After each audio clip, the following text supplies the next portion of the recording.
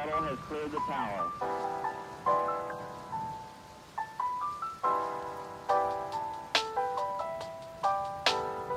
Every 4 computers now have primary control of critical vehicle functions.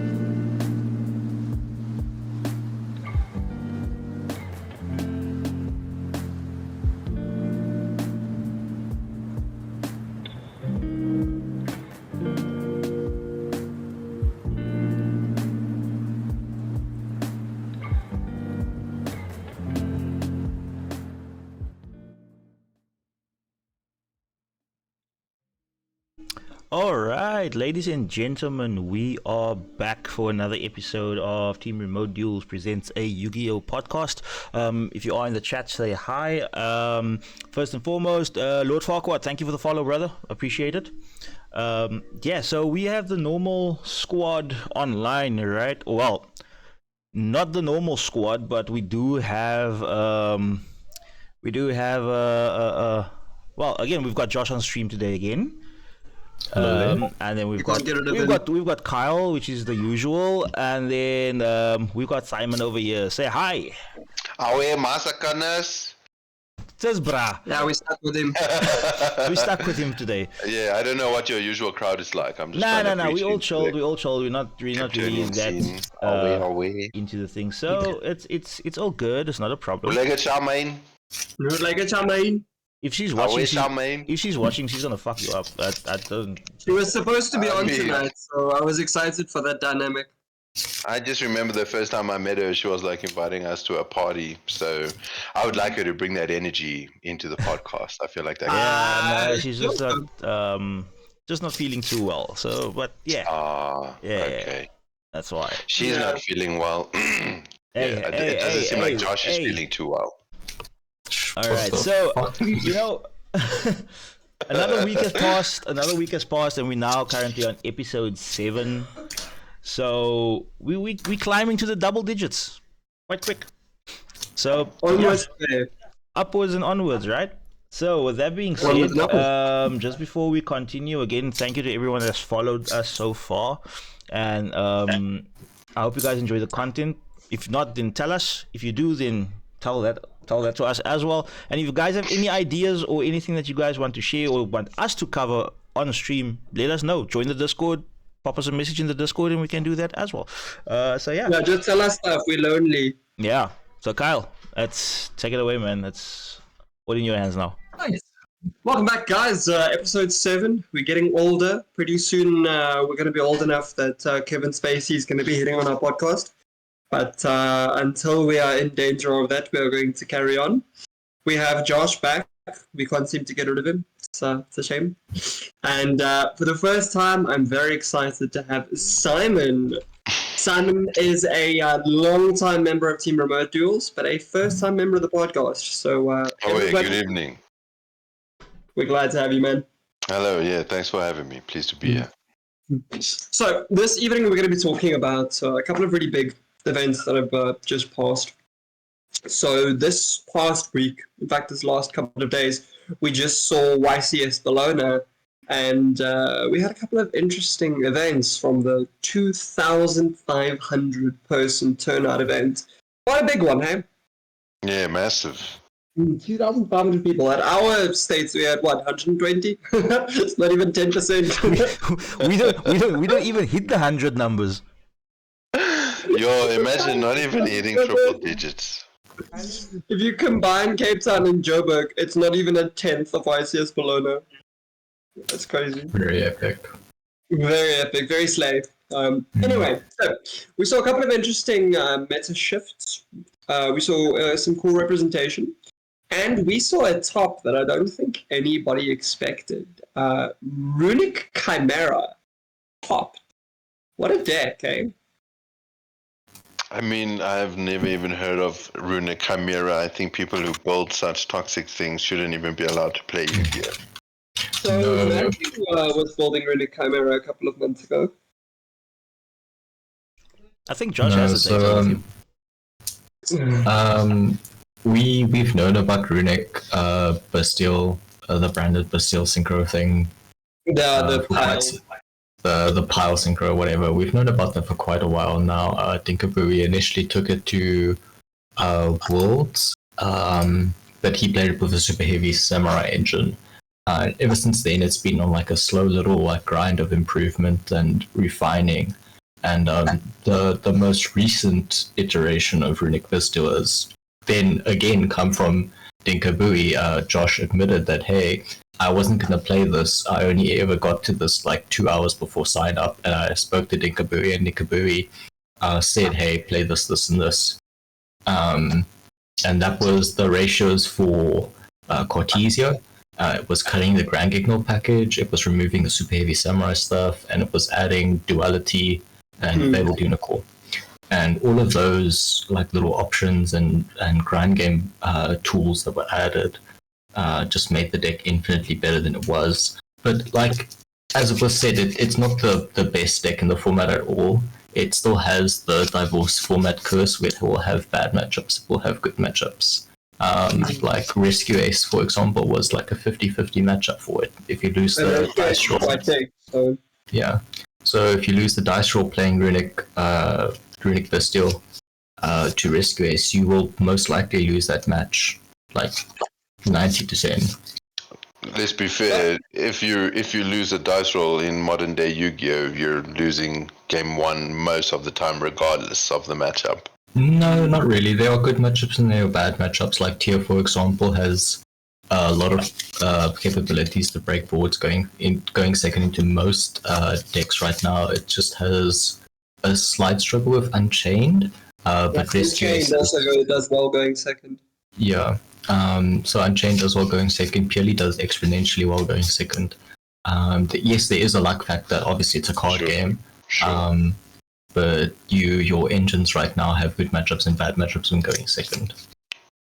I just think that what Simon refers to, and in a way I agree with him, is you still do have quite the advantage going first.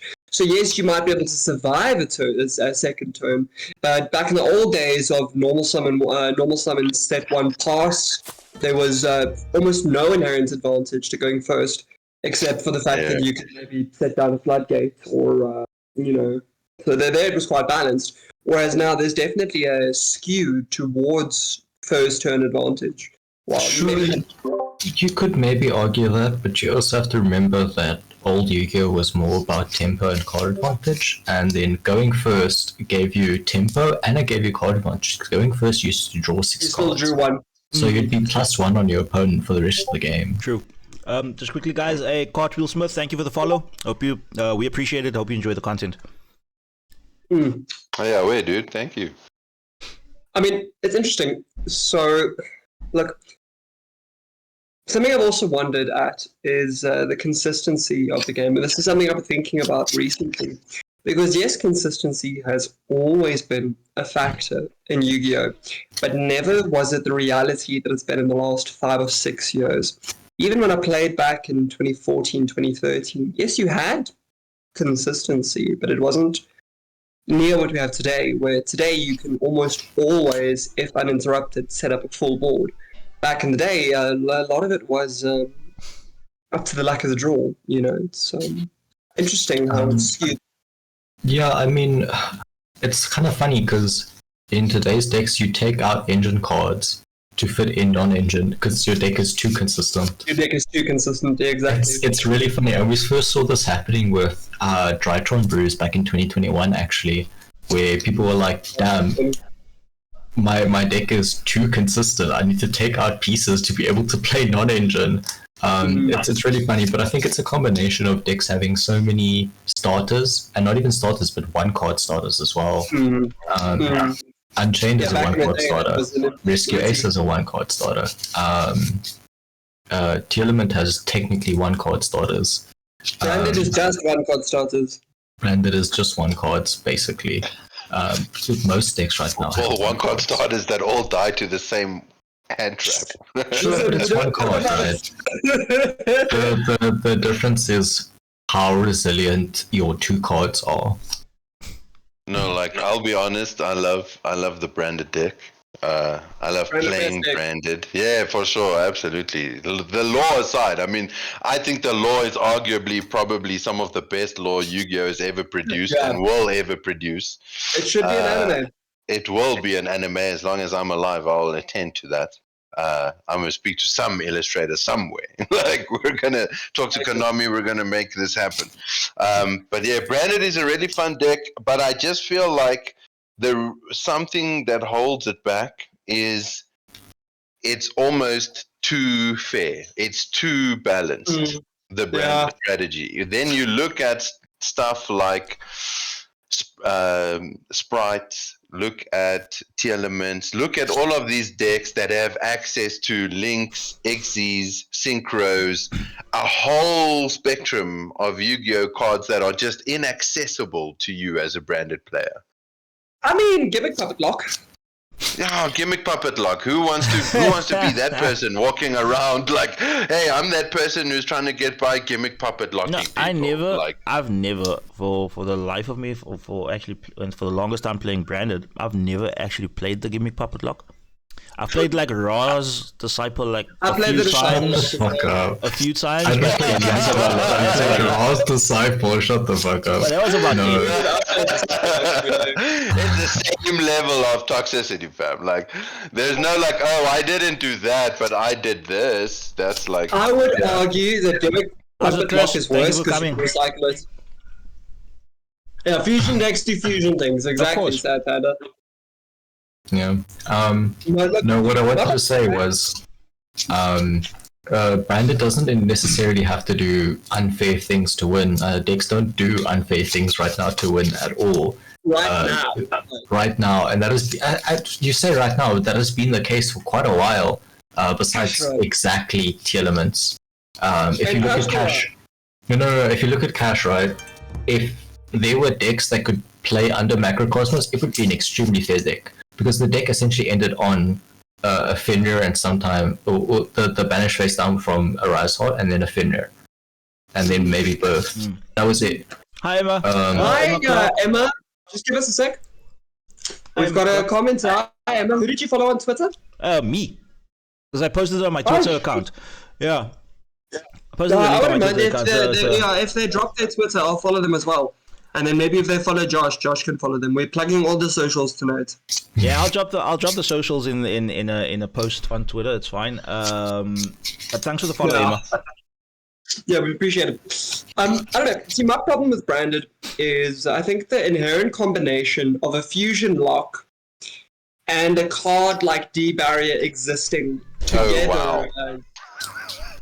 Why did you have to mention D-Barrier? Why do you have to I know. We're 10 minutes into this podcast, man comes swinging.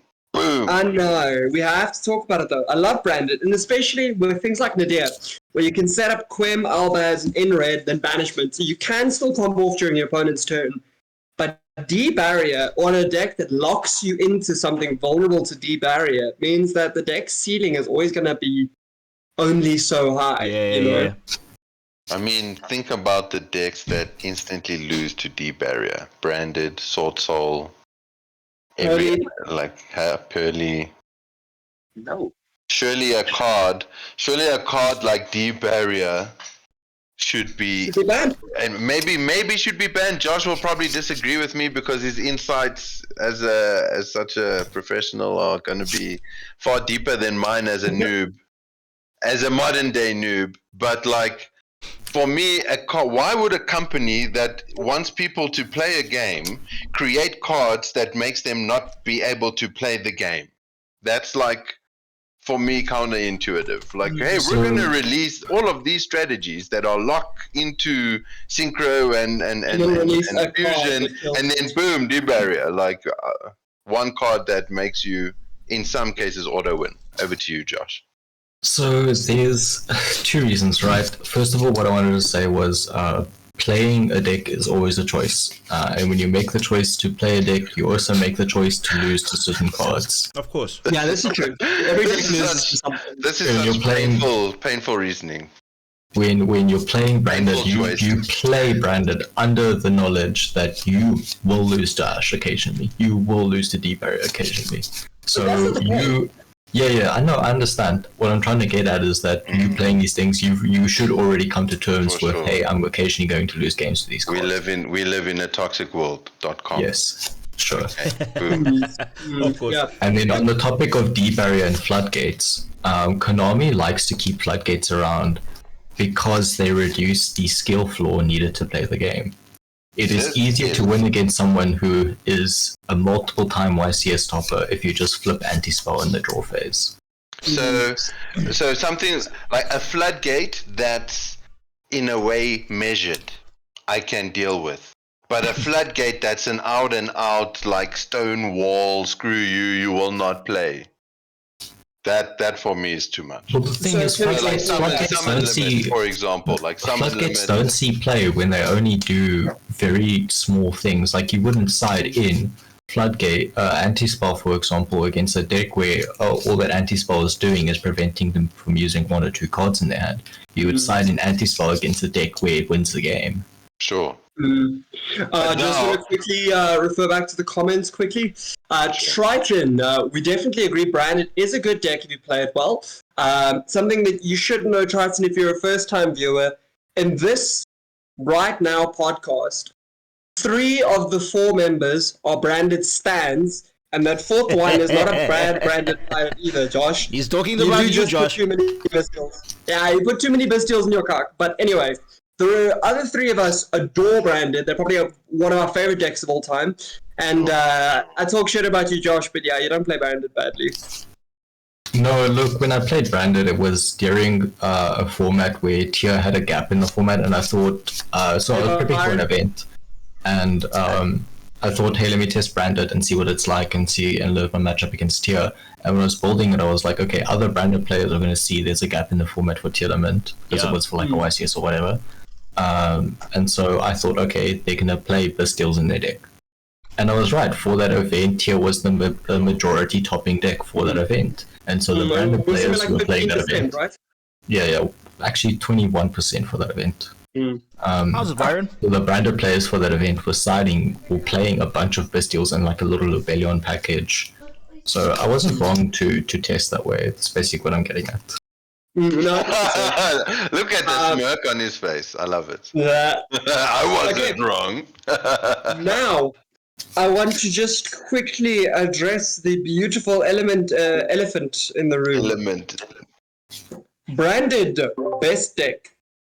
I mean, we came fourth, boys. Yes, wonderful. I feel like it did very well for such a pure build without the Chimera nonsense. I feel like the Chimera stuff did nothing but slow the deck down in a sense that, to me, it seemed like my opponent was making a lot of sideways moves. I agree. In the deck with the Chimera stuff. You're adding the same cards, you're recycling the same stuff, but that just means you're doing the same thing, and it's not inherently threatening. Turns out if we remove the one little quote-unquote named monster that all of your effects depend on, whoops, now what? Now you're relying on the Dragostopedia, maybe.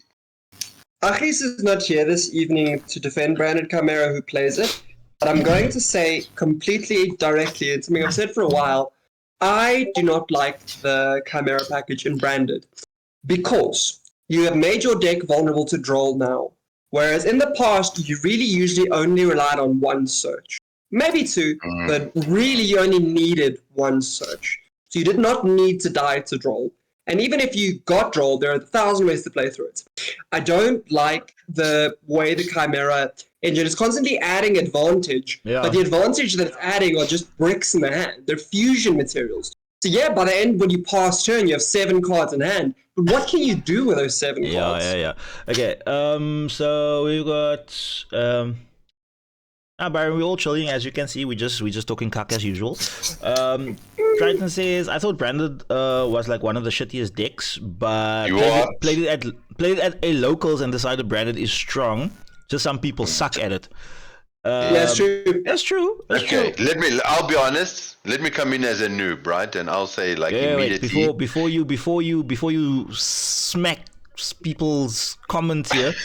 We have another one. Yeah, I'm not gonna smack his comment at all. Byron going Branded fucking best deck, of course. And then we've got Cartwheel in first time chat. Welcome, Cartwheel. I'm a big fan of not playing Branded. Okay, cool, bro. Thanks for coming. Your opinion is valid. Now you may go off. Now you may leave. Yeah, we stand Ayrton, we stand Cartwheel Smith over there. Yeah. So Cartwheel Smith for his controversial opinion. We'll love your also attention. Another player of our locals. You don't have to go home, but you can't stay here.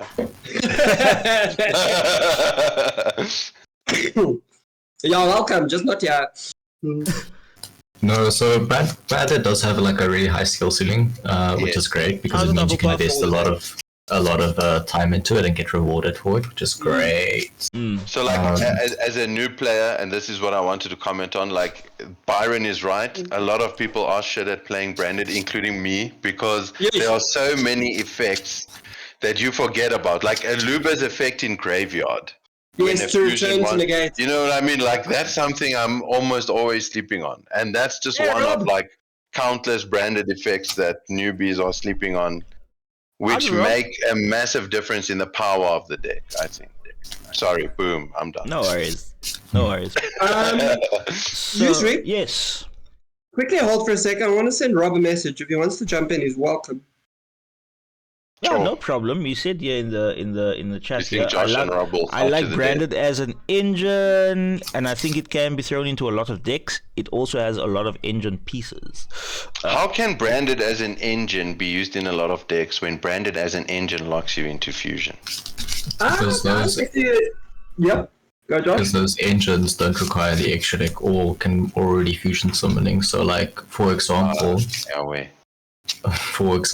have you ever heard of a little archetype called Subterra? I mean, Shut up about your sub-tiers. Go away. Eldritch, cough. It's just an example. Eldritch as well. Eldritch can just freely activate Brand Fusion in set 4. Like, it doesn't matter. Yeah. doesn't matter. Yeah. But, like, I'll remain silent. I'm not going to bring my hate for Outlet into the world. I won't do it. But I think what Panda Time here, aka Chris, is talking about is that he likes branded as a concept, right? Like, the actual play-by-plays of branded is really cool, and it's really cool to play against. But when you start playing against the deck as a deck, it's very annoying because you're like, well, I need to win this, and the one card that wins here is Ash. But I have my Ash, but they might have Cold Power Cross out. And it's this back and forth between frustration and, like, Gimmick Puppet as well. If it's added in there, it's really frustrating. Well, let's talk, and Josh, this is where, sorry to cut in there, Carl. This is something I'd be interesting to hear your opinion on, but could it be that the branded strategy has one of the best boss monsters in Yu-Gi-Oh! Right now? And I want to qualify that statement. Which recently, Mirror Jade. So, I spoke to you about this, Simon. This is great. Yeah. So, I've recently learned that ostensibly, Mirror Jade's effect when it leaves the field activates when it leaves the field and immediately resolves, applying a lingering effect which destroys your opponent's monsters in the end phase. That effect which destroys your opponent's monsters in the end phase is not considered an activated effect, and therefore boss monsters which are protected from activated effects are not protected from, you see, so stuff like that.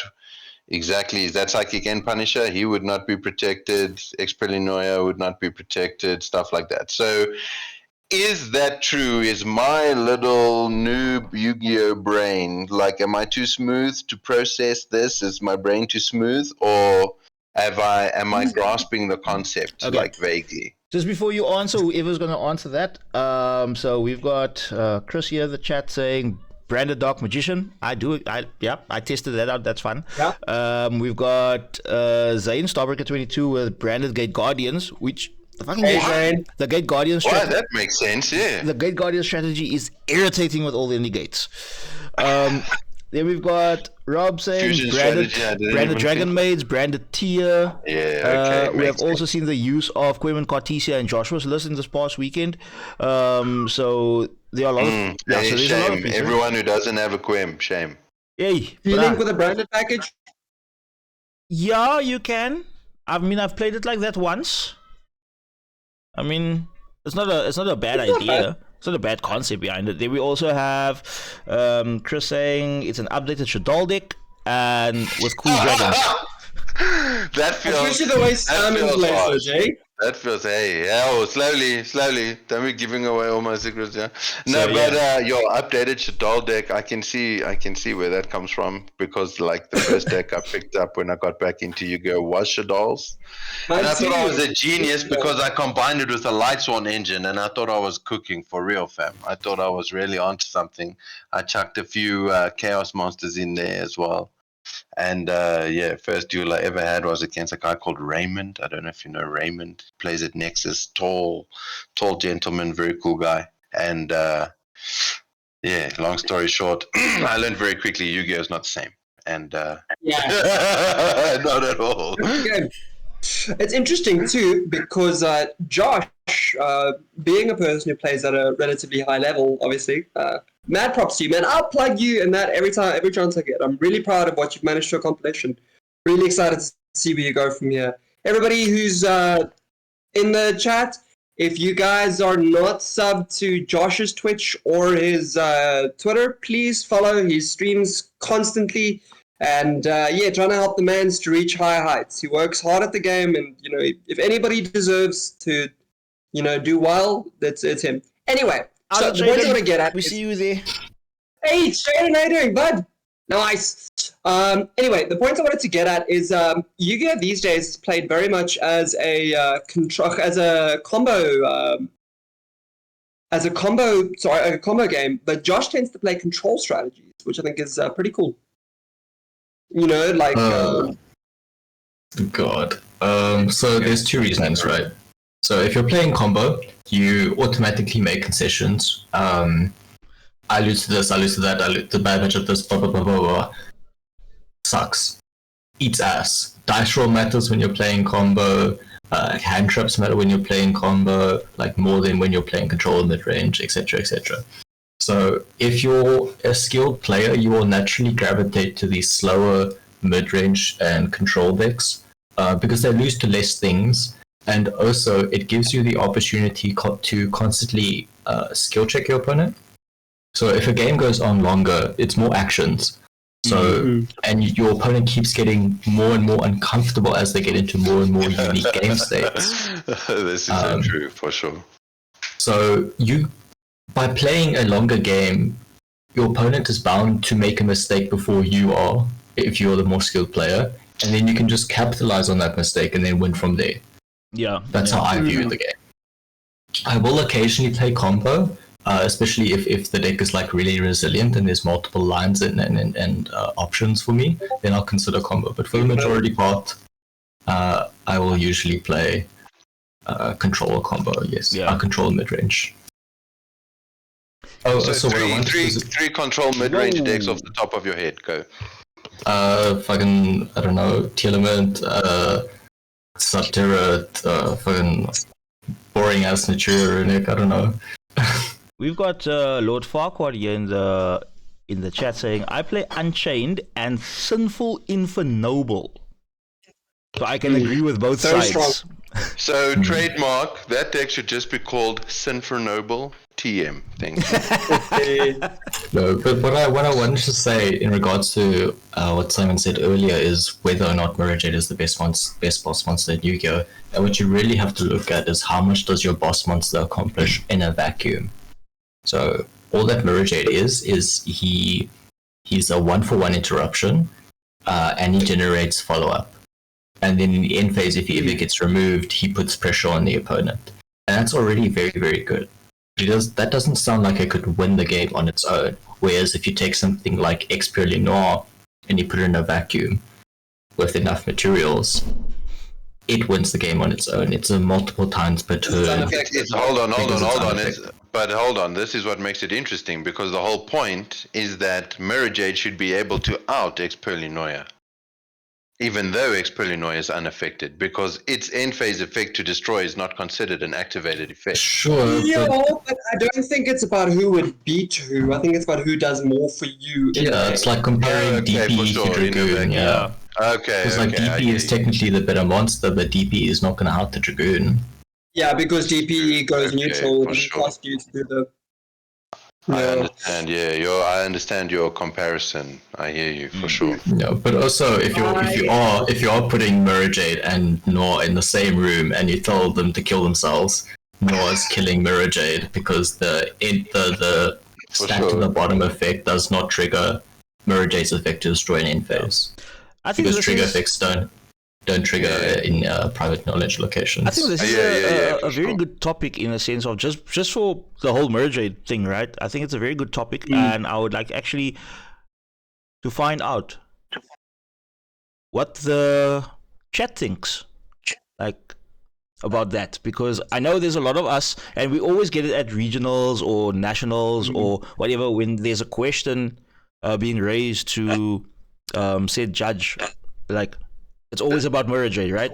And the effects of mirror jade and all of those. Let's think about it this way. Let's judge mirror jade in mirror jade's time. So Ex-Pearly Noya didn't exist when Mirror Jade was released, right? So let's judge Mirror Jade at Mirror Jade's peak, at Mirror Jade's time. Like, let's judge Mirror Jade within that context and then make that decision, because I feel like at least that would be fair for its era, if only for its era. Like, obviously we could maybe concede that in today's Yu-Gi-Oh!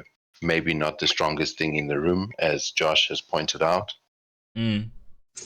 I think what's interesting about Mirror Jade as well, though, is playing it within branded, especially with the old lines, we could summon Mirror Jade multiple times during the opponent's turn. 3 times. So it wasn't just one Mirror Jade you were dealing with. Yeah. That single copy of Mirror Jade would come back again and again and again. Keep generating advantage, keep clearing the field, Well, this is actually a very valid point. Yeah, because you could bring Mirror Jade to board like 3 times, or use its effect 3 times in a turn during your opponent's turn. Now, if you're dumping 3 different monsters from your extra deck, that's a lot of advantage that you could generate. You're going to go Brigand, you're going to go Clad, you're going to go Albion. Absolutely. Titaniclad is in there, Albion is in there. That's already monstrously strong. That's a Quem on field. That's whatever branded spell or trap you want. That's 2 banishes already. And the crazy thing is, if your opponent out the Mirror Jade, even when you bring that Mirror Jade back, its effect to pop your opponent's board at the end phase is still going off, even though you get your Mirror Jade back, and then you use it again, and then you know what I mean? So I don't know. Okay, That's this is We have an opinion, though, from the comments. Lord Farquaad says Mirror Jade was the man of the era, but he says now it's been power crept out of the picture. What do you think, Josh? Kyle, you should shut the fuck up, because I was just about to mention that. Power creep is real. No. So what I was about to say actually was that is blatantly untrue. And hear me out. Have you ever heard of a little card? Have you heard of a little card called Prankid's Battle Butler? Yeah.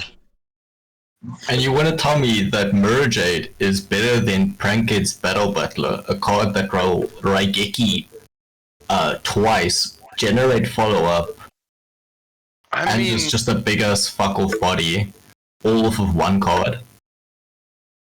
Okay. So are you saying that because Battle Butler doesn't depend on cards? Okay, so let's say Mirror Jade depends on Quem, Adlib, stuff like this in order to be abused. Are you saying that Battle Butler is better because it doesn't require so much external support in order to be abused? Battle Butler requires 5 extra deck cards and a normal summon of a Prankid. I think Mirror Jade, it's not hard. If you play multiple copies of Quem, it's really easy to abuse Mirror Jade. Yeah, but then all that double Mirror Jade gets you is a double banish, right? Yeah. Triple. All that one little Prankid gets you is a double Raigeki. And but what about they're going to try and out the Mirror Jade. So you're getting a Raigeki. And if you're playing right, you don't need a double Raigeki. Like, that's saying you need to double nib your opponent. I don't know, Simon. There are so many strategies these days that will just float Mirror Jade back to the extra deck. Or, I mean, I do remember when when you banish it face down, as far as I know, its effect doesn't trigger. It will still trigger, as far as I know. It's only if it gets shuffled back into the extra deck. No, if it's banished face down, I don't think it triggers. Josh? No. What? If you banish Mirror Jade face down, does it trigger? No, Mega LOL. I love how it goes Mega LOL, and by Mega LOL he meant boot to my face. Good question, quickly. Josh, Chaden's asking, will you explain Trident Dragon, the hype behind it, to him? Okay, so the new Fire Dragon archetype came out that was revealed on Yu-Gi-Oh! Organization earlier today. And that whole archetype generates advantage in the main phase, but its primary purpose is to quick synchro in the battle phase. Yeah. That's cool. Almost like the Goatee thing. Yeah. But specifically in the battle phase, and they have a field spell that gives them unaffected stuff in the main phase.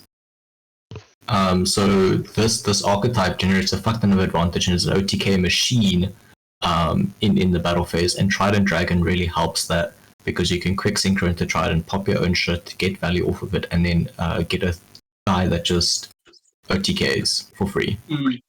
It's a Bright Fleet strategy, right? Bright Fleet, I think is what it's called. Yeah, Bright Fleet or something like that. Also, Let's see here. Sad Panda says that Mary J is not like 8 years old. He says it's still a valid threat in most locals, OTS, and regionals. And he's right. I mean, Mary J is not 15 years old. It was released last year. You know, it's like, yes, the game moves fast, but not that fast. Mary J is almost 2 years old now. Yeah, it's almost 2 years old Mary now. J is still potent, though. Mary J is still a potent boss monster. Then also we have with, well, not too long ago, we were all siding 3 Dark Holes or 3 Raigeki. So, I mean, not too long ago I was maining Raigeki. So, Akis is still maining Raigeki. he still does it. He still does it. I mean, I think it was last locals. When was it when you borrowed your thrusts? Like a few weeks ago. It was like 3 weeks ago. Yeah, it wasn't long. So he top decks thrust, right? And then he wanted to activate Branded Fusion. He got ashed, and then he thrust into Raigeki. He just blows the board up. He should have thrusted into Fusion Duplication. Simon's done that, and then next turn you Branded Fusion during your opponent's turn. Honestly. Yeah. That is fun. I have dropped thrust from my branded build now for more hand traps because we are just in a hand trap format. 100%. You must side it though, game 2, you know? I mean, I feel like there are stronger cards to side. If you're relying on something to search something else, you're almost stagnating your gameplay in a sense. Like, decks are moving quickly these days. Like, Tearlament just needs to start milling the right cards, and on the first mill, they've already started generating so much advantage, you don't even know which chain to start interfering with. Yeah, like, that's a point. You know what I mean? It's insane, fam. Like, they go Msedi plus Kalbeck. Boom. Now what? Now you don't know which one to ash. And then you get obliterated. But anyway. While we have this moment, I would just like to quickly plug my tournament. I was supposed to plug it this past weekend, but I have, between you and I, dear viewers, been very, very sick. I haven't been this sick in a very long time. As a teacher, unfortunately, I am exposed to all of the chokas that may swarm the world. But I am starting to be on the mend, so I can now start to do the Yu-Gi-Oh! Thing I'm supposed to. I'm glad I was well enough to make the podcast. Anyway, this Saturday at 6 in the evening, registration for the tournament opens. I'm going to see what the buzz is, what the groundswell opinion is. But prize support is a box of Valiant Smashers. Entry is absolutely free. Drag yourself over to Dueling Book. Win like 4 rounds at max. You've got a box of Valiant Smashers that you paid nothing for. So, yeah. And if you guys want to register, just message either myself or Kyle, or just drop in the Discord and then just pop me a message. Like Kyle said, registration starts at 6. We would like to finish off registrations by 6:40 at the latest. Round 1 so that round 1 can start at 6:45, and yeah, that's it. Oh yeah, and then also table 1, like we said, will always be feature table, so it will always be on stream. So yeah. I hope to see you all there. I need more Mensa here because I don't want Josh to just clutch this thing easy. Come, man wants nobody to show up so that he just gets the box. Oh, imagine. Now we've got I've got people who messaged me in Discord already. So and Rob said he's going to be there. I must remind him. Rob, you're going to be there, Nate? I'm sure you will. And then I'm going to make Henku. Yay! You see, okay. It is the 16th of December. This Saturday. Josh. It is this Saturday. You must make sure Henku comes as well so that you have the bragging rights of whooping him. I wanted to play Fire King at locals, Saj. It's after locals. It's after locals. It's That's only why I at think- 6. But then I'm going to be tired. Oh, Come on. Sounds like a skill issue, huh? you would never survive a YCS. Listen to this. How many rounds did they play at Bologna? That was insane. 9 day 1 and 9 day 2. Right? Do you think they were running around going, oh, but I'm tired? No. Yes. Come on, Yes, Josh. they were. Okay, but they still powered through, Josh. They were there. I played tier format. I played a regional at tier format. I got to finals 9 rounds. And afterwards of that, I was You cooked. quit. After that, you left. Check Rob out. I played a YCS Played a without YCS without sleeping sleeping a all whole week. weekend and a locals. And the locals, and he won the locals, and he made it to day 2 of the YCS. What's tier format was fine. See, okay, Rob, hear me out. When it's tier, it's fine, because tier you can still autopilot. Tier you can, like, if you're really good at tier, you can turn your brain off and you can just do things. But when you're playing like an average deck where you actually need to like really think, because when you play tier, you've played tier for a fuck long time, right? So some interaction are just known. You know exactly what to do in some situation. You just do it. When you're playing a deck you don't usually play for an event, and you have to think for like 5 rounds straight, like actually think, it's like really detrimental. Yeah. So this is actually, hold on. That Josh actually touches on an extremely important point there, because Josh Smith said that he took Bestial Runic into YCS Bologna because that's a deck he was comfortable with, and that's a deck he enjoyed. And that's a deck he was comfortable with because it's a deck he's probably played a lot, and it's a deck that he can probably, like Josh says, quote unquote, autopilot, right?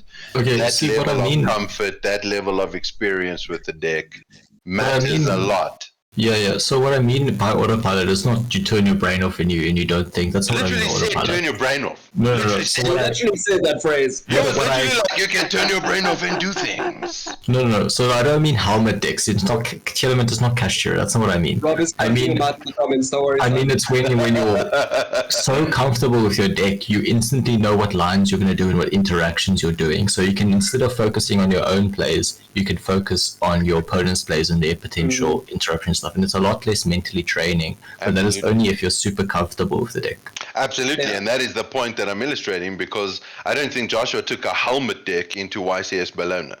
No. But he knew the interactions. But yeah. he was so comfortable with the deck, even though it wasn't the best deck in the room, he was so comfortable with that deck that he was able to play at a level throughout that strenuous tournament of course. and perform at such a level to boom, take the I win. would also argue that this is why the branded pilot did so well. Because, after playing branded for 2 years, you Sure. know your lines, you know your choke points, you Or your know sup- your interaction. Absolutely. Or at least Shout we out all to hope that you Victor. do. The Bulgarian G, sometimes, for eh? sure. Wait, Byron asks, what is that Byron recently learned one of the effects? Or was it Jared? I can't remember. I was like, come, by now you must know. Also, Chaden has asked what we are all going to be playing in the tournament. So Yusri is not going to be playing. He's going to be judging. Thank you, Yusri. I appreciate it. I will probably not be playing. I'm probably going to be busy with the admin stuff. If I am not busy, I'm either going to be playing Nobles, obviously, or I might give Branded a chance again, because I love me some Branded. What are you going to be playing, Josh, or are you keeping it a surprise? I don't know. No, I actually don't know yet. I haven't decided. It'll be tier element. No, it probably won't be. You'll probably So with fire tier- yourself. I'm shelving tier. I'm so Well, down Rob with is tier. currently on Sword Soul, which I would like to watch him play a lot more Sword Soul. See, even Rob is shelving tier. Fuck him. Rob is not shelving tier. Rob, I think, just feels like there is still a shred of humanity in him somewhere, that what he does to people with tier, he just can't live with himself. That's why he's picked up and what he thinks is like an old deck to give people a chance, you know what I mean? Make it fair. No, so No, because Henguji Nimkak last time. no. So the reason why I'm shelving tier is because I've gotten too comfortable with tier. So I'm trying to play decks that challenge me again. Because when I'm playing tier, the only thing that's challenging me is my opponent. So I want my deck to challenge me so I can increase my fundies a little bit. So at the moment, I'm trying combo again for the first time in forever. Yeah. And I I'm think there's trying like a a bunch build of of different tribal decks strategies. that could challenge you. Yes, I've actually literally, where is it? I unsleeved my deck, but I've literally got a Tricor here, and I've been playing this at locals as well. What? I'm That's for real. What engine have you been playing in it? Trizu. So you make it's like rapier stuff, and you get free Okay, for shenanigans and whatever. You So can ask you how big is the zoo engine? The zoo engine is 3 cards. It's 3 So cards. it's It's literally just 3 cards. Yeah, one yeah, so you can rapier, ask you 2 I ram haven't ram. lost with Trizu at locals yet. Yeah. Okay, Yeah, but so locals. one rapier, 2 ram ram. No. So it's 1 rapier, 1 thoroughblade, and 1 whiptail. Okay, thoroughblade, I understand. Yeah, so your Tenki just equals Zeus going second and then going first. If you already have Raptor, your Don't Tenki is a you- rapier. Don't you find that your main combo lines with Tri-Brigade, number 1, are extremely linear, number 2, because they're extremely linear, they're extremely vulnerable to interruption? The Zodiacs really help with that because obviously Shakanine is just an instant Ferrogy. And then you just play around with the extenders in the deck. But if your opponent knows what Tri-Brigade is doing, then they just realize that, 2 interruptions and this deck is dead. Okay, sure. So basically at this point it's like the surprise factor that Tri-Brigade brings. Because it is Sure, because by people now- forget how to play against certain decks, right? And so they try and interrupt random bullshit. Obviously, Game strategy. yeah. This is so true, fam. And you bait out the random bullshit, don't you? Yeah, it's poker face. Well, I'm currently trying out Tri-Mirror or Tri-Brigade Chimera. So that's interesting. What do you guys think about Tri-Brigade Fire Kings? I'm gonna go test it next weekend, so I'm gonna hold my opinion on this because I generally haven't tested it yet, but I'm going to see how it is. Topic for next week. Let's go. Away. Yeah, Because I think Fire Kings, brand new. I've seen some YouTube hype about it. Personally, I love Tri-Brigade. I can remember when I was playing Tri-Brigade, even as a noob, I could beat players who were arguably better than me because Tri-Brigade was such a linear deck. It was such a reliable deck. If you knew how to play it, you could consistently have like between 5 to 6, 7 interruptions. Mm. Or like regardless of what line you took to get there. Okay, so we've No, got I'm seeing- okay, so you see Henko's joining the event. Okay, cool. And then we've got Chris Law who's asking about Tri-Mirror. And then immediately Fire Kings. Damn. Yeah, true. This man wants to play every single deck. All of them. I'm trying the Fire Kings with a Sinful Engine. I mean, what's your guys' thoughts on that? Have we seen it? Have we heard about it yet? I haven't Yes, seen that actually. 4 of them top twice yes Bologna. Oh wow. Yeah, I didn't I watch think it. that firstly, Fire Kings is excellent in terms of. I think it hits a lot of the brackets of players. Because for a new player picking up structure decks, you get so many nice staples from it. And the core engine itself is really good. It's really strong, really versatile. It can really teach you how to play in a great way. Then if you are a skilled player who plays at a competitive level, you can splash it with a lot of things for some excellent results. Yeah. So I'm very pro Fire Kings. I mean, I loved them from back in the day when making High Avatar Garanix pass was like godly. So we've got Rob. I'm gonna miss tier after the next ban list nogal. But if it doesn't get banned, I'm losing my shit in a good way. And then Oh wow. This means he's going to be obliterating people with tier for like the whole next format. Whole next format. Bestials, Simon. I know you hate them, but Bestials. I mean, I'm going to just dedicate my life to Dimension Shifter, Dimensional Fisher, Abyss Dweller. I can remember Rob like legitimately having stress panic over Abyss Dweller, sorry. And like literally calling for Abyss Dweller to be banned. I can recall this. He was one of those people, like, and I was like, Abyss Dweller, no one cares about Abyss Dweller. Now all of a sudden, Telemann players are like, you must ban Abyss Dweller. Like, what are you talking about, ban Abyss Dweller? That's like the only chance we have. Yeah, you like Dweller now that you can use it yourself against Mensa.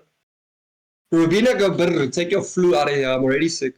Actually, I feel like those birds, they deserve a bit of respect. I feel like they deserve some love. You know what I mean? Oh no, now we have 2 of them. they deserve a fucking cage. That's what they deserve. Just put them in the cage. YP and says keep flu them there. best deck. I mean, I feel like I like what Flu brings to the table when it comes to Yu-Gi-Oh! Because it's something that's doing things differently. Like, and I think Konami needs to do more shit like that. Like, do more decks that do things differently, like that break away from the standard sort of set benchmark of combo play or control play. Yeah. You know what I mean? Give us more strategies that do interesting stuff like that. I mean, define interesting. You know, almost every deck's got a gimmick of You some. asking Okay, the so- wrong person to define interesting. I can tell you what I think is interesting about it. Like, think about this, right? Most floodgates in Yu-Gi-Oh! Are going to try and stop you from summoning a lot. Most of that is going to be special summoning. So you may not special summon monsters, or you may only special summon monsters X amount of times per turn, whatever it might be. Flunderies doesn't care about that because they special summon, but they call it normal summoning, right? Yeah, it's basically the same thing. Right? So Yeah. there's like a whole class of floodgates that just don't apply. Okay, we already have these weird in-between decks, right? It's just that they're better at one thing than the other thing. One big example is Infernoble. Yeah. Infernoble is an insane combo deck, and it aims to in the game in one turn, always. Yeah. If they can make that board, you have lost. But what people don't realize is that Infernoble is also an insanely good mid-range deck. I mean, have you seen it Infernoble turn 3? They're sitting with like 9 cards in their hand. It's fucking bullshit.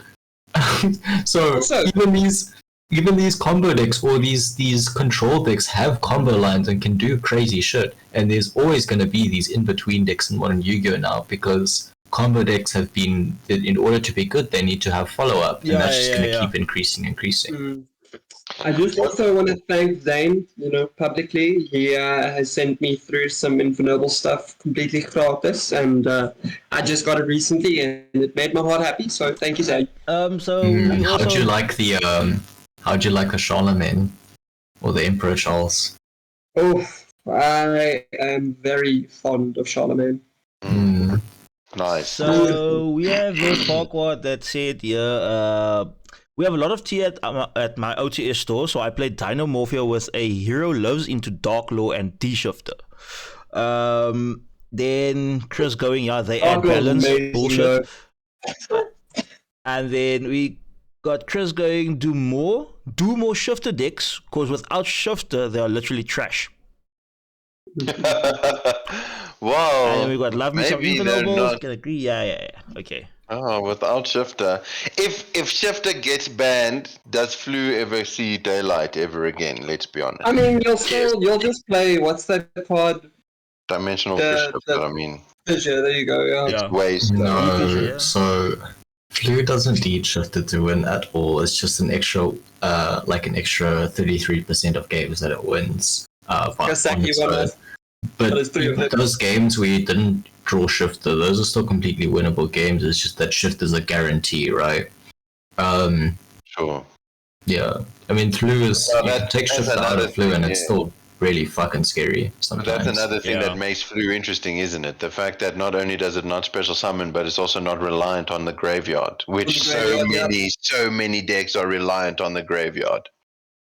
No, honestly, Simon, you must sit with Josh one of these days. I was playing against Mac a while ago, one of my first games on Flu in like a year and a half, and Josh walked in and basically laughed at me, and the things he was having me do with the deck, I was like, Yeah, but you see, this is what I feel like it's almost like you have to see into another dimension of Yu-Gi-Oh! Before you become like a really good player at Yu-Gi-Oh! You have to see the forest for the trees in a way, because there are lines of play and combos, things you can do in Yu-Gi-Oh! The way certain effects, like one thing that blew my mind back in my Dragon Link days was this effect of, or there was some effect where you would like pop Strike a Dragon or try and Yeah. summon Strike a Dragon Yeah. and get that other, what's that, Rocket Recharger, I Yeah. think, back to hand. And then because a dark monster was destroyed or something, you can either special that or yeah. do some, you know what I mean? Yeah. Like, when people started doing that against me in a deck that I've been playing at that point for like 4 or 5 months, I'm like, what are you doing? Like, how is this even legal? Like, what are you talking about? Oh no, this is how if effects work. Like, what? Oh, okay. And that's like because of your need to understand how interactions like that work. Like once you begin to develop an understanding for those niche interactions in Yu-Gi-Oh, your ability to play Yu-Gi-Oh is like exponentially better than a lot of other people. I mean, just there's wanted to ask quickly. Just quickly, I'm streaming Rob's Twitch on my alt account in the background. Yeah. And that Triton Oak is even arguing cock in Rob's comment section about us and fluent tears. No, what I wanted to say is there's a lot of fundies that you need to be able to play competitive, and one is board breaking, sequencing, then rulings, knowledging, and then card advantage management, resource management, rather, and all that stuff, right? Yeah. So, for example, your number one top priority is understanding card interactions and rulings and stuff, because that will allow you to see possible plays and what your opponent can do and can't do. So what you were mentioning earlier is with the F effects, that's not actually why. The reason why that works is because hand triggers are private information, right? But they're allowed to activate. So, for example, if you go Signet Mining, discard a Salamangreat, add Gazelle, on a new chain, Gazelle will be able to trigger because the Salad was sent to graveyard, even though that Gazelle didn't technically see Salad gets into graveyard. And if Gazelle was limited at the time, you and I both know that, hey, a Gazelle wasn't in my hand, I just added it, I can't physically possibly play a second Gazelle. It still works that way. So it's only there because it could technically, by game mechanic, see that monster because it's a private knowledge location. Yeah. Mm-hmm. You see, now that is stuff that doesn't occur to people coming back into Yu-Gi-Oh! Okay? Yeah. Nowhere in the Yu-Gi-Oh! Manual, like, is there, and I went and looked, fam, I did research online. I was like, where is the book that Konami wrote on how to play this game? Like, and I found a 20-page document that was like, you can do stuff. These are Link monsters. These are Xyz monsters. These are, and it felt like being back at maths class where they're like, cool, solve this simple problem, and then you get to the exam and you're dealing with like all of that. Yeah, exactly. Yeah, so that is what Konami gives you. They give you the like, this was a simple and fun game, and then you end up playing matches against people like Rob and Josh where you're like, fuck you, like, this is not a simple game. There's also, fuck you, this is not for people who are 6 years old and up. Okay, you find me a 6-year-old who can understand all of the nuances and intricacies of Yu-Gi-Oh, and I will show you a prodigy. Kyle, your mic is muted. Am I muted? Now no, you're not muted. Okay, cool. He just looks like that when he's breathing. So here we go. So we've got. What did Rob say? So Chris is saying this brings up the ABC bullshit again, and then alright. So here's Rob. You will have a moment where things click, and I don't know how to get people there. It's just a process you have to find for yourself and play against strong players outside of locals. That's where the tip and the tricks are, and then you can ask people that he has remote dueled. I agree with this because I've been coaching Ahmad and Yusri for almost a year and a half now. And oh my god, dude! I thought I would breed regional choppers by now, but oh my word, it's just so hard, and I don't know how. Because I really want to get them there to a position where they can consistently top events, right? I don't know how to get them there. That's so painful. Comes to the man's podcast and says like, that is so true. No. I've literally been coaching this bra for over a year, and he's dumb as shit. Like, oh no, I don't mean that. My brother as well. Phone Charmaine. My brother has been playing Yu-Gi-Oh longer than I have, right? And he still doesn't play competitively because he still doesn't know what he's doing. Even though I'm there, right there, and any question he has, he can immediately be answered by me. It still hasn't clicked for him. So, and I don't know how to get it to click for people. It's time spent. Time spent Possibly, is going yes. to lead. Time spent and your involvement in the time spent. Like if you are actively involved in that time spent, right, you are going to learn and you are going to get better. Like I know that the reason why I'm still a scrub is because I just don't have the time. Like I don't have time to invest in researching new decks that are coming out, in learning how to beat them, in learning all the interactions. Like I would say, so technically you could say I've been playing Yu-Gi-Oh for like the past 3 years because I technically got back in sort of 2020. But in actual real Yu-Gi-Oh time, we're talking like maybe 5-6 months. Look, you know what I mean? Like, I also agree with what's being said right now. Like Chris had said when you made your comment about Harry, is that but he enjoys the game. Like for me, I think that's one of the most important things. It's like you have to be playing something for this long or sticking around for this long and enjoy it. If you're doing it and don't enjoy it, then why the fuck are you still here, right? Yeah. Then Rob saying, yeah, but it's also who you spend your time with. And how you spend that time productively, right? Yeah, no, of course, yeah. Me, like you cannot rely on. Sorry, go for it. No, it's cool because what I'm saying is, a lot of the time I want to, like just put the time and the effort in researching, testing, and all of that constantly. But obviously, let's be realistic. I've got a family.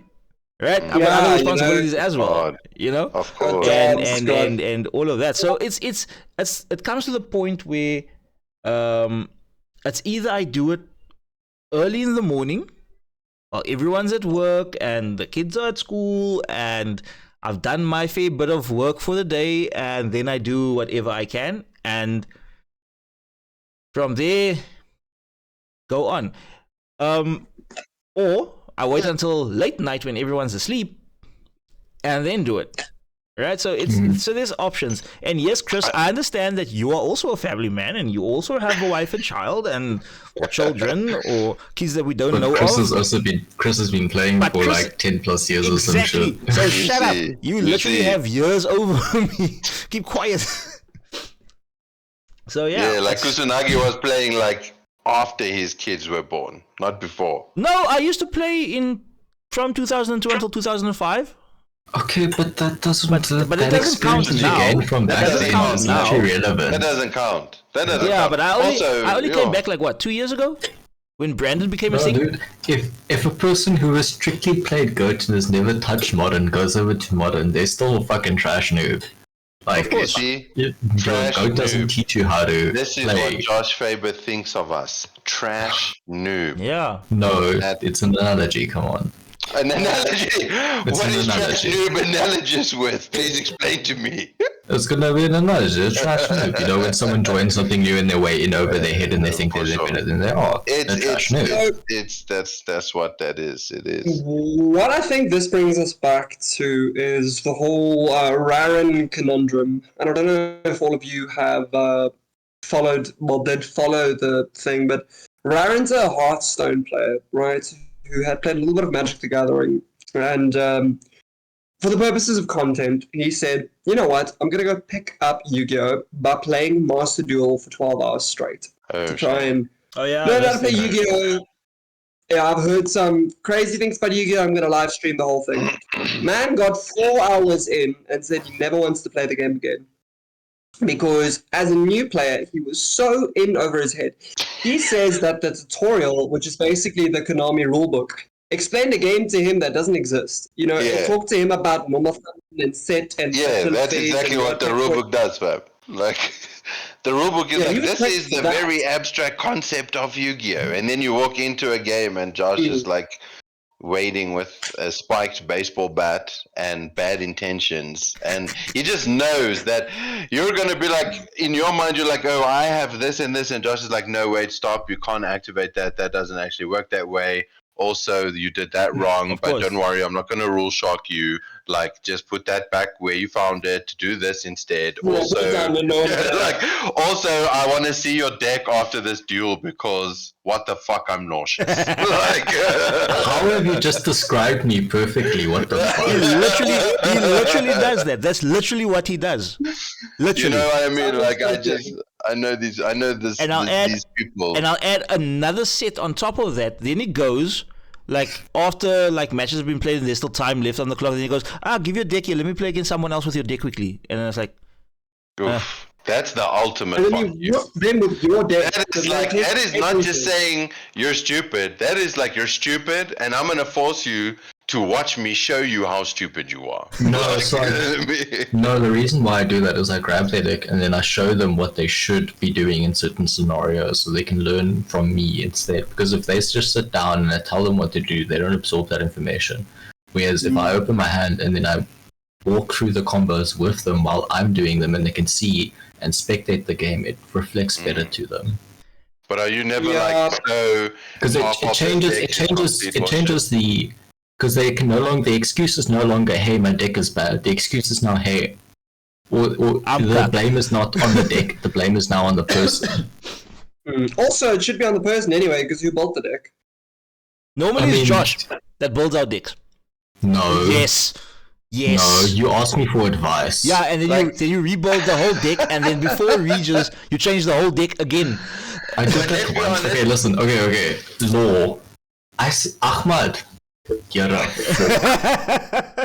Yes. This man, 3 weeks before regional, he asked me for advice. Then a YCS happens. He still keeps the same deck, right? A YCS happens, and after the YCS, he doesn't change any of his ratios, none of his side deck, nothing. Then on the day of the regional, we are in the car, driving there. I say, here, Ahmad, give me your deck. Let me double check this shit. He still has all the old tech, all the old ratios, all this random ass fucking bullshit that was supposed to be changed 2 weeks ago that I said, hey, experiment and try and find what works and what doesn't work for you. So I'm busy there ripping apart his deck, so you can't play this. That's the law. Yeah. So that's an interesting thing because it has also been my experience as a noob that when I ask more experienced players for advice, they like literally rip your deck build to shreds.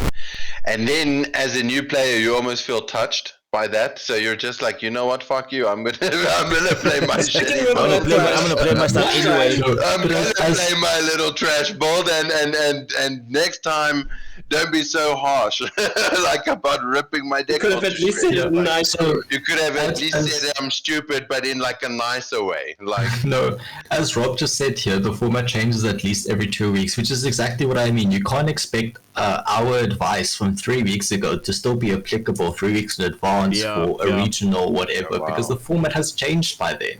So cool. So players who don't have time like this to invest in Yu-Gi-Oh! You will never be a competitive player. You will never play at the highest tiers of Yu-Gi-Oh! If you are not constantly following Yu-Gi-Oh! No. So there's ways to properly time manage, right? I mean, you don't absolutely have to be at the height, at the peak either. That's what I'm trying to say. What I'm trying to say is you can still play competitive and have like a full-time job and a family or whatever. It's just how you manage your time and how productive you are with your time. I mean, I stream. I'm just like currently streaming like 4 or 5 hours a day now. And I'm building websites and I'm uploading content or whatever, and I still find time to do testing and whatnot. And it's just, you need your testing to be impactful. Yeah. So when you say impactful testing, does this mean you're testing with friends, other high-level players you trust, or are you like jumping onto Edo Pro or Omega and like, you're doing a combination of things? So there are communities of pro players which you can get into eventually. If not, you can find with friends who are skilled as well. And you just set aside a time of the day where you can all hop on Dueling Book, all theorize, all test, and then all just talk to each other about what you think is good, and then you give feedback upon each other and bounce ideas, and from there opinions get formed, side deck ratios get figured out, patterns get figured out, etc. Okay. All right. Yeah, I mean, there's a lot of time, especially when it was like just before regionals or something like that. Then when Josh still lived around the corner from me, it was like, hey, come over, let's do a couple of hours worth of testing, and then okay, cool. I'll walk across, and then eventually I have to leave, and then he's like, come one more, and then my wife calls me, and then I'm in cuck. But Yeah, it's always one more, eh? It's always... No, Ahmad used to come over, and Ahmad used to get like a new deck every like month and a half or so. He'd come over, and then I'd sit down with him and explain to him how his deck works, that he has bought but hasn't ever tested, and then I'd tell him, hey, I have these hand traps in hand, play around them. Hey, I have this in hand. Achis, who's play around now playing Rescue Ace, apparently. Yeah, I want to clap the man. Don't worry, he's coming inside soon. Yeah, I'd sit there. Hey, with these combination of cards, I have Ash Imperium in my hand. How are you beating this? And we just do that the whole day, and he'd quickly learn his deck. Not absorb any of the information, but he'd quickly learn it at least. I think that's good. I think that's very useful, yeah. Oh, honestly, yeah, and Triton, Josh recommended a lot. Sorry, Triton says that he needs to do what you say. He's never done that, like taken massive time to test online and theorize with people. You do need to. I know Rob is always down to test as well. Yeah. I mean, I need to start testing with these guys more often.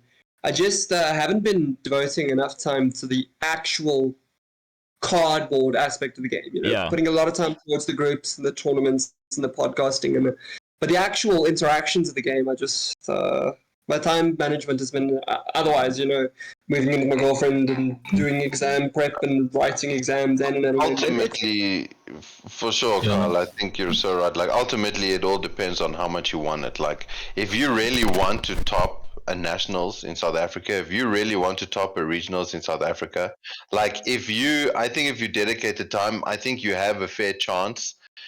But the reason I think you have a fair chance is because the pool of players in South Africa is nowhere near the size of like Europe. You do not have to trudge through 2,500 players to get a top. Like, you need to get a top 32 at a South African nationals, you need to play through like 150 players maximum.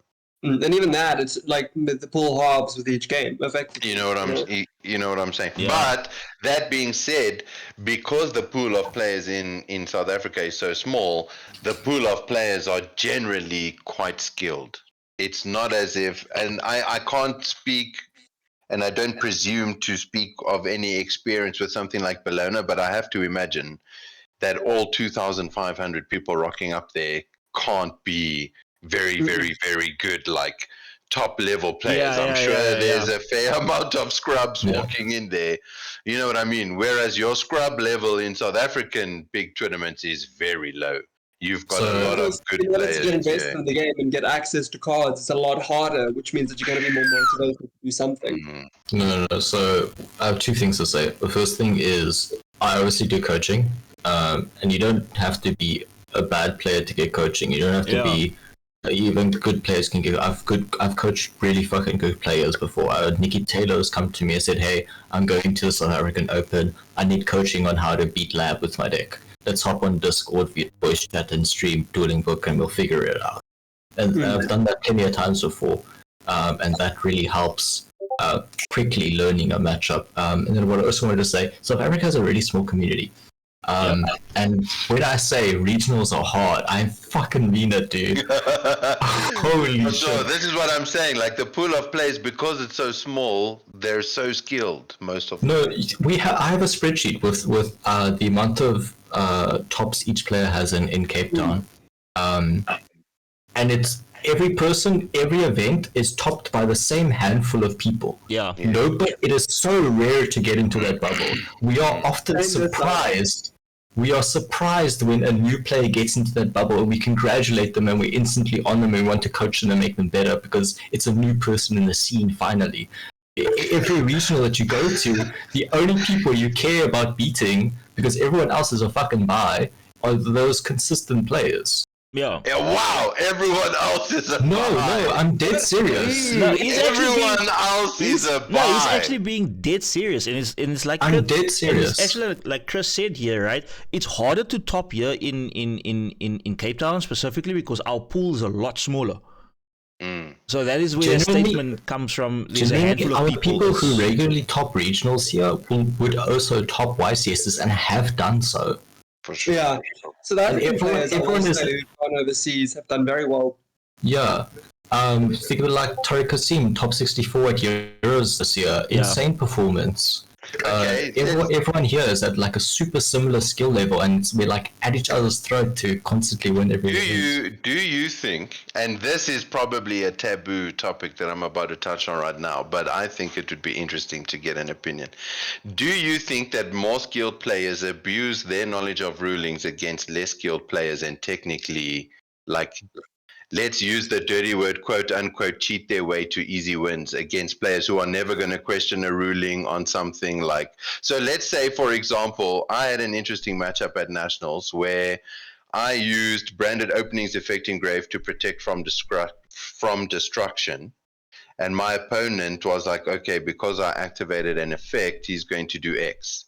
And then a fellow player who was nearby was like, whoa, that is not an activated effect. That is a replacement effect. It does not count as an activated effect. That is just like a replacement effect to protect from destruction.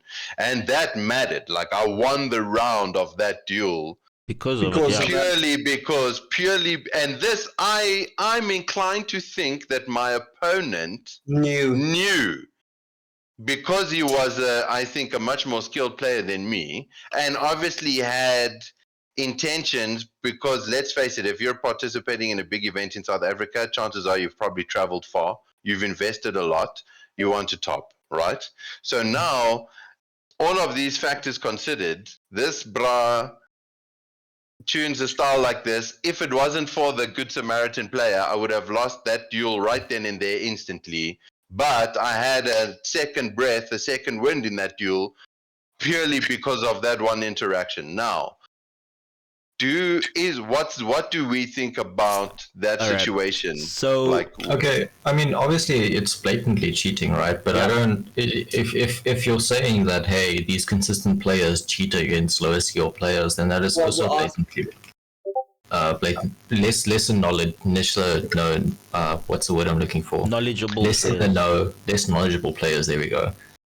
Then yes, maybe, but I can't comment on that. No. Yeah, for sure. I just want to qualify something. Sorry, I just want to qualify emphatically. I'm not accusing anyone of deliberately cheating.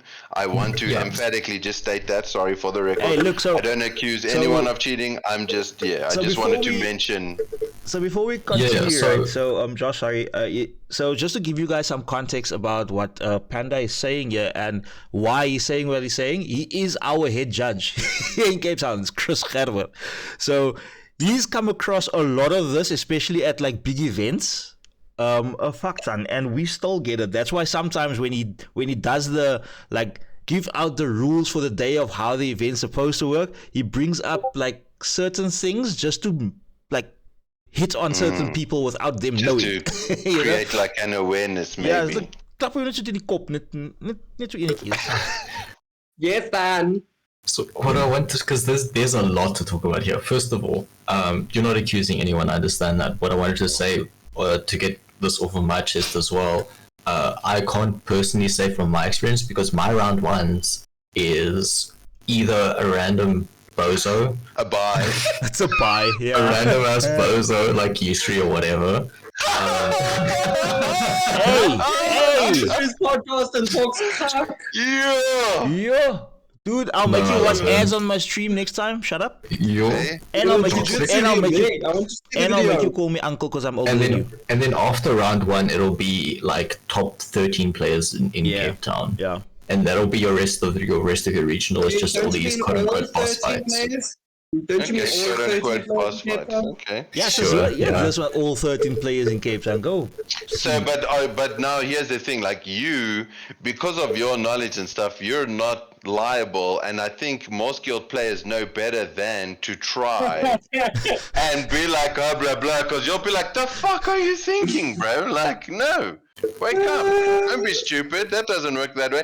Whereas I'm, like, let's say I'm really naive and super trusting, and in my naive and super trusting brain as a new Yu-Gi-Oh player, I'm like, wow, the more advanced, senior, experienced players in Yu-Gi-Oh, they are going to like teach and guide me because they have good intentions, they mean well. Now, sure, they're going to give you good advice, but it's going to be after they've already, let's say, maybe schneid you with a few rulings that you would never question as a new player because of that, let's call it naivety factor, right?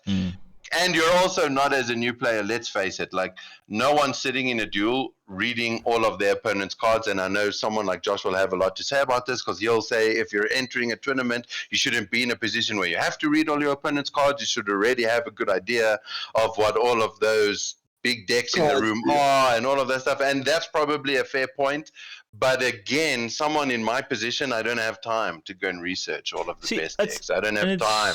So I almost rely on a little bit of good faith. Like, is there room for good faith in Yu-Gi-Oh, or is it that cutthroat? It's like Chris says here. Okay. Everyone shut up. Okay. I'll mute you. The only thing to gain from topping a regional is ego. Full stop. Means a lot to people, fam. No. The only thing to gain from topping a regional is ego. You almost always go neg in money value from topping or winning a regional. So people who cheat are like bottom of the barrel. If we're talking like Magic, where there's actually like prize money on the line, then yes, it's a lot more cutthroat. But Yu-Gi-Oh in general, from my experience, has been a lot more gentleman, because the only real prize for winning is respect and ego. Sure, right? But it's also with respect, like you say, you touch on respect now, it's like a status thing, because the community in South Africa is so small. Like I'm a noob, I can name like arguably some of the three best players in South Africa off the top of my head, and I have no right to, because I'm like that uninvolved in Yu-Gi-Oh! But I can name Josh Faber, Robert Miles, and Pranesh. I don't know his surname, I'm sorry, but he is also like a pretty good player. I'm sure when I say Pranesh, the good Pranesh player, you're like, oh, we know who that is, right? Now, in South Africa, if your name gets, and I'm sorry, I'm not like leaving people out, whatever, those are just three people that I know off the top of my head, but like, if your name is added to that list, it's like surely a massive status thing in the Yu-Gi-Oh community, because that number of people is so small. Like Josh says, it's always the same handful of people that are doing all the winning. So look, a couple of things, usually don't get. Yeah, here's a couple of things that Chris mentioned here in the chat here And as well. we also had a question from Rob. Yeah, and we also had a question from Rob. Sorry, Josh, for like derailing you. Let's see here quickly. If I go, I'm just gonna go up in chat quickly. So, Rob, Firstly, Achis killed him. Achis says, Josh, you're a buy at locals because you're never there. I don't even know what he's talking about, to be honest. And then I'm more at locals than Ahmad. Then we've got Rob saying, who would you rate are the top 5 players in South Africa? I think Simon just gave... I'd probably name 3. Yeah, I want to hear Josh's opinion, though. Fuck. You're really doing this to me, aren't you? Yeah, we are. Come. He's going to name himself. 1, 2, 3, go. Do you want to... We won't consider you egotist. His name wrong. Whoops. It's difficult for me because I'm obviously going to be biased because I'm an option, right? And obviously when I'm an option, I'm going to try and put myself there because I want to be there. Put yourself as number 5. Who's the other 4? Sure. Ben Linder, for sure. Because Ben Linder is fucking cracked at the game. I love the guy. Can you describe Rob is in there as well. Rob is also fucking cracked. I can't speak about most of the Joburg players. What I can say though, Pranesh is nuts. I've heard so, but I haven't ever played against him. I haven't ever seen any of his games, so I can't comment on that. No, Pranesh is nuts. His understanding of the game is... So my top 5 list is mostly going to come from Cape Town, and that's just going to be Ben, Tariq, me, probably... Yeah, I've heard about him. Yeah, probably Renier. Achis. Renier Harting, and then like... Ahmad Karan. I'll put and then Robert, Robert. Rob, yeah, okay. Yeah.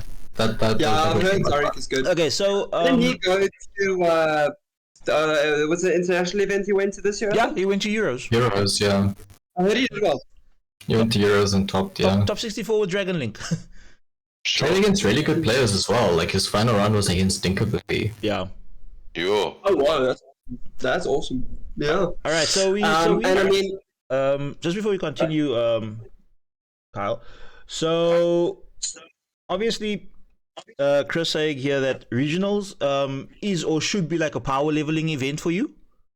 And then also with your statement that you made, he's against it, Josh. So I think here. Okay. Which segment is he against? Okay. Chris is obviously going to disagree with me because he's our fucking judge. He sees all the nasty shit in the community. Here's the thing. Let Josh speak. Let Josh speak. So here's the thing, right? I have personally seen some really fucked up shit. I'm not gonna name names, but I've been We are getting Chris taken on for this a fucking thing soon. ride. We are getting Chris on this thing soon. I've been taken for a fucking ride at regional sometimes, dude, and there's been some pretty fucked up shit that I've had to experience as well. But for the most part, like activating my regional common prospects experiences. on stream. On stream. For the most part, my regional experiences have been really well. Yeah, Chris, you have an open invite to the podcast. We want to hear your side of the story. Yeah. I know Chris For will love the it. most part, my regional experience, I go home happy. No, very little issues. There has been some though where I go home and I start fucking drinking and smoking weed and I need to cope because I want to like break something. Yeah, But bubble boy. anyway. Yeah, bubble boy. No, it's not even when I bubble. Let's be honest. Like you say, there's no real value to be gained from a top or a win at a big event in South Africa. How much Yu-Gi-Oh product do you get for a big win like that? And think about, don't you get some Yu-Gi-Oh product? Like at least a box is worth like almost $2,000 these days. Yeah, but think about it this way, right? Like farming locals is worth more money than farming regionals or events and stuff. But at locals is where you see more of the schneing. Yeah, because at locals it's more informal. Yeah, absolutely. This is a very It's not about controversial the topic. winnings, exactly as Chris says. So when I go to a regional, the only thing that on my mind is how fucking cool is it going to be if I top this with this deck? Yeah. And how cool is this mat going to look on my display? That's the only two things I'm thinking about, I swear to God. I'm not thinking about the prize support or whatever. All that the prize support does is help fund my next regional. Well, I'm just saying that Yu-Gi-Oh product in South Africa is very expensive, and getting access to Yu-Gi-Oh product, how can I say, means something, fam. I just think it's something to be considered. I'm not saying it's the motivation. I'm not saying it's the motivation. I think people who are inclined to do that type of thing are probably just inherently that way leaning, and they are who they are, and they must live with themselves and carry on with life or whatever it is. But you know what I'm saying? Like, yeah, I don't. So the question is, maybe I'll make it really difficult and say hard yes or no. Is there room for good faith in Yu-Gi-Oh? Yes. Without hesitation.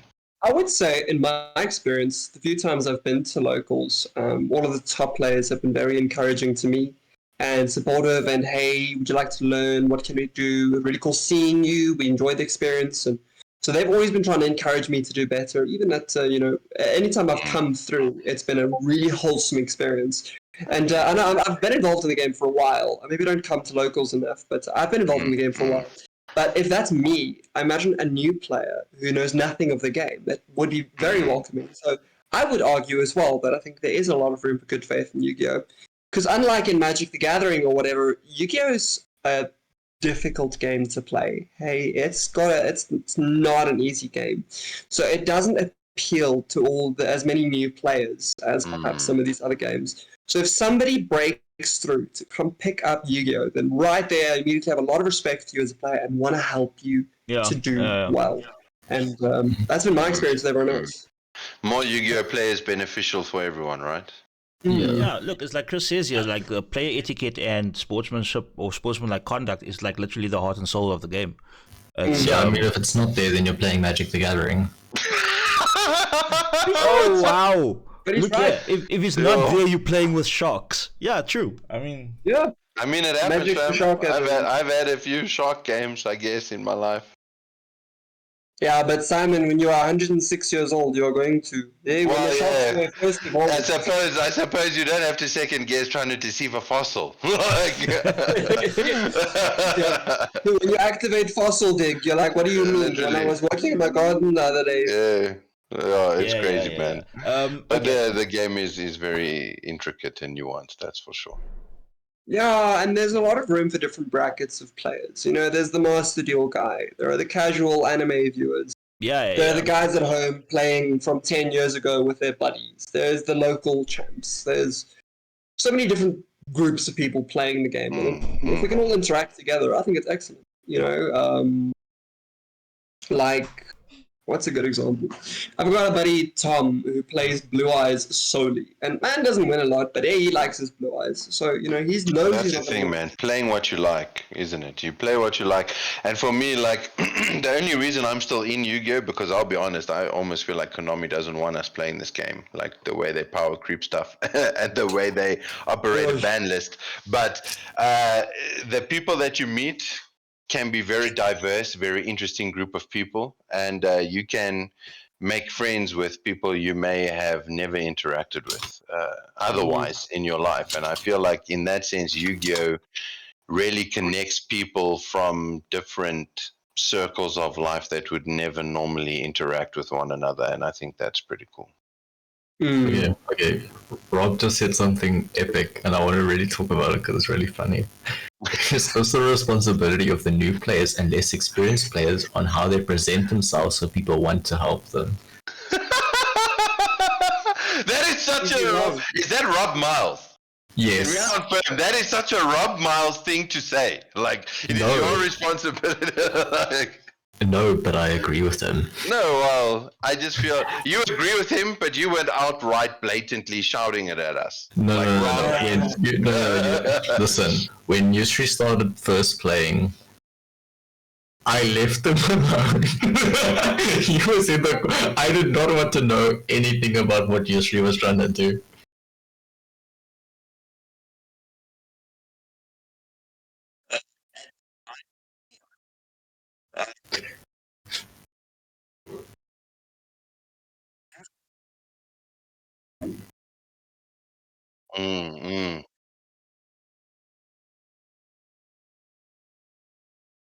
What is Master Rule 5? What the fuck is Usually, that? Sorry, they say they can't hear you. yeah. Okay, so sorry about that.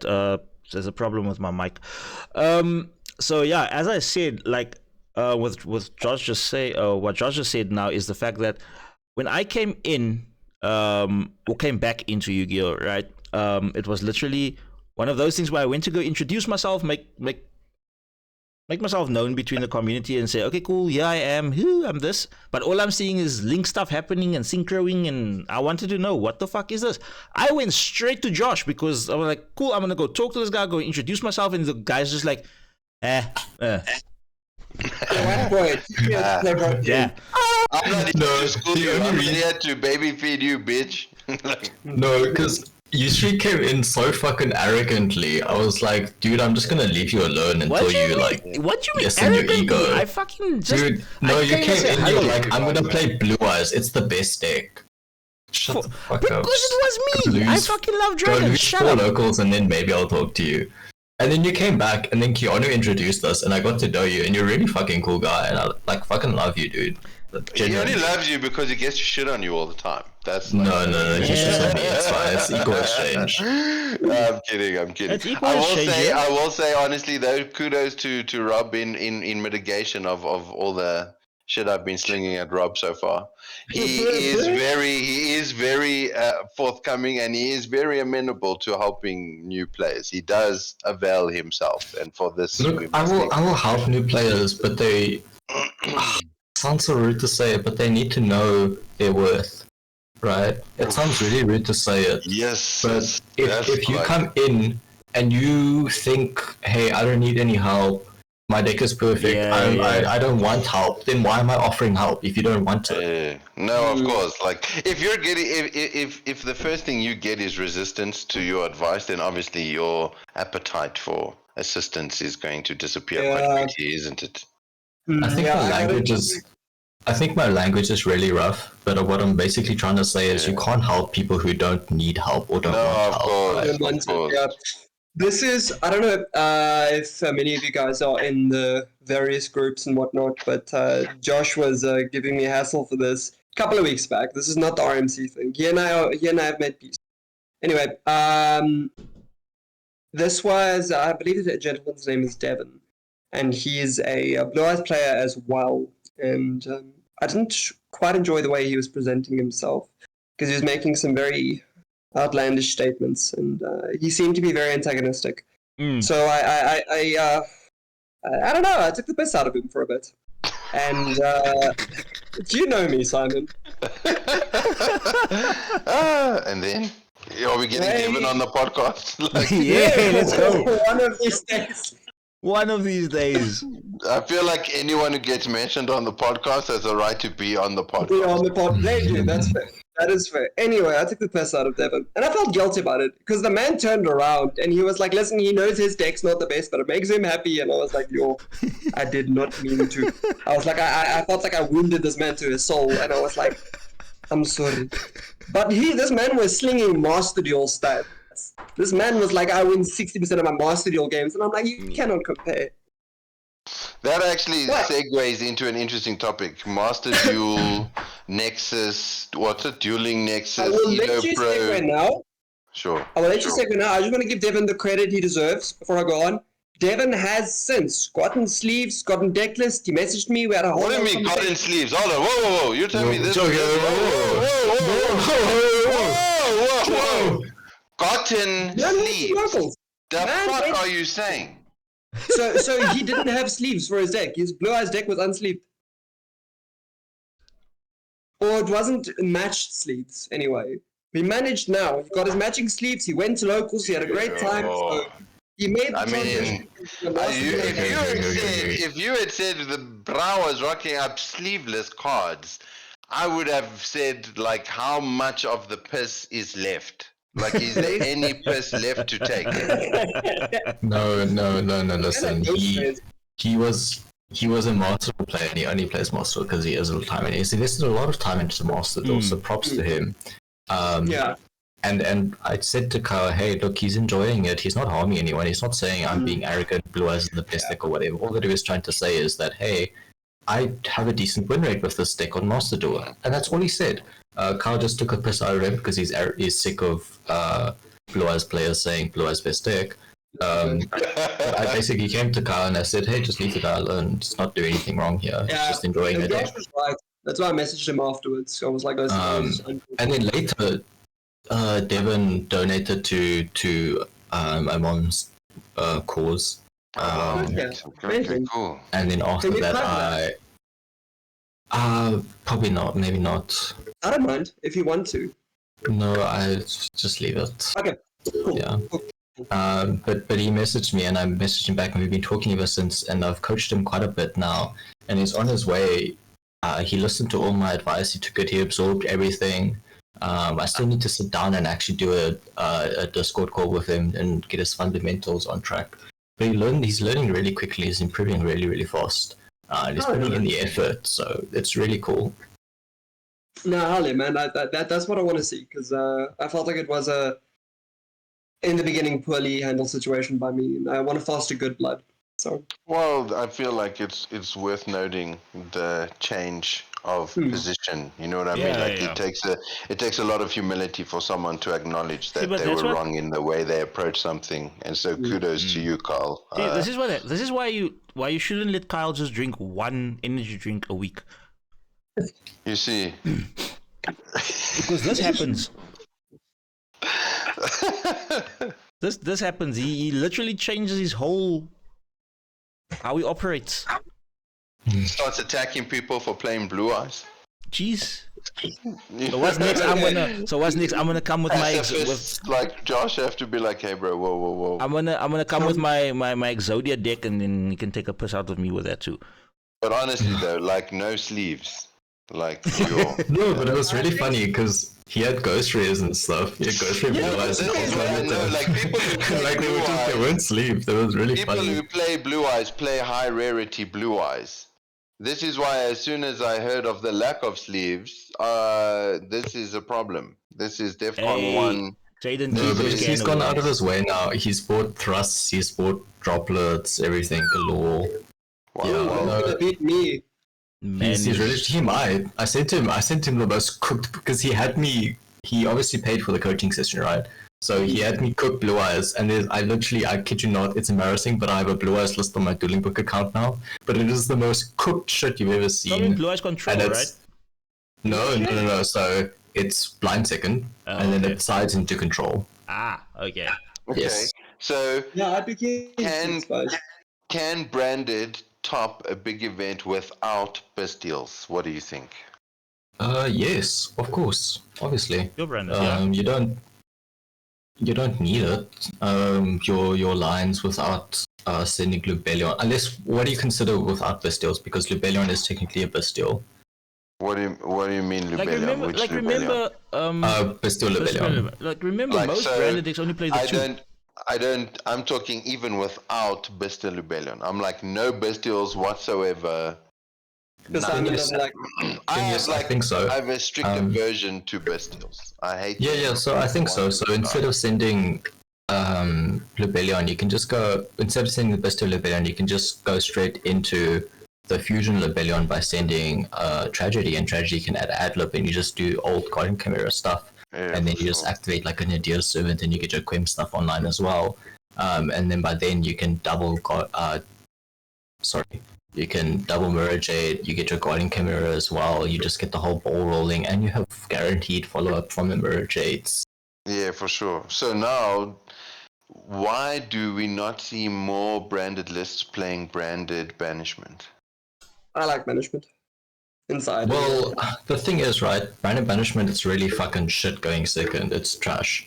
So that means you need to dedicate a side slot to it. And recently, there hasn't been a closed enough format where you can dedicate an engine card in your side that is specifically only used for going first. Because there's so many decks in the format, you need your whole side deck to be able to be prepared for those decks. Yeah, that's true. Two things from Rob. Firstly, Rob says the first time he saw me in my natural habitat was at regionals where he played Pearly. And he says he thought someone took the energy from a monster drink and infused it into a person. Walking energy. It's a sign. It's a sign. And then about Branded Banishment, Rob says it's a trap, and traps are too slow unless you're only playing traps. Yeah. Yeah, Jaden chimes in, don't forget me staring at the can and rubbing the green M for extra focus. Anyway, okay, it is a trap, but it's a one-off trap that's easily searchable or settable with Albion. Yes. But okay, consistency matters, right? So if you're playing one deck, people will complain about playing one bad card in their deck that is bad going second. I mean, you see Joshua Smith's profile. The man didn't play Branded Beast because it's bad going second. It's one card. Yeah. Okay. Yeah. True story. Yeah. So it's anything to do. You sacrifice your soul for that extra percentages of consistency. Of course, yeah, and that's what matters. Like I can concede and acknowledge that I probably lose a lot of duels I could easily win if I just maybe changed my build around to stop playing so much of what I like and start playing more of what's actually really good. I mean, I do. Yeah, I mean that's also sometimes it's really debatable if you're playing at, in my opinion, right? If you're playing at a high level, then I would say okay, play the stuff that's really good. But if you're just playing at locals and having fun, then play the stuff that you like. Play what you want to, yeah, man. I agree. I like what Simon was talking about earlier. The master duel player. You know, how did they compare to the TCG player? Okay, before you say that, Rob is fucking cooking in chat at the moment. Rob wants to play transaction rollback in Branded, and then discard the rollback off of Lubellion, and then Sarania send the Branded Banishment. So I don't even understand what that means because I'm too much of like a Yu-Gi-Oh noob pleb. What did you say? Shit pleb what? Trash noob. Yeah. Sorry, trash noob. So I'm too much of that to even understand what that means. But I did hear Sarania, and Sarania is a bestial, and because of my aversion to bestials, that's already like a play that just is not accessible to me as a person because I'm a man of principle. And I made a vow one day that I would not play Yeah, Bestials. look at Chris. Look at Chris going, please stop. Get some help. Now I'm already thinking about that R. Kelly meme video. I mean, he can say that until he plays me against my non-Bestial branded deck, and he might have a small surprise. Maybe. Simon, you've surprised Mensa before. It's stronger than most people think.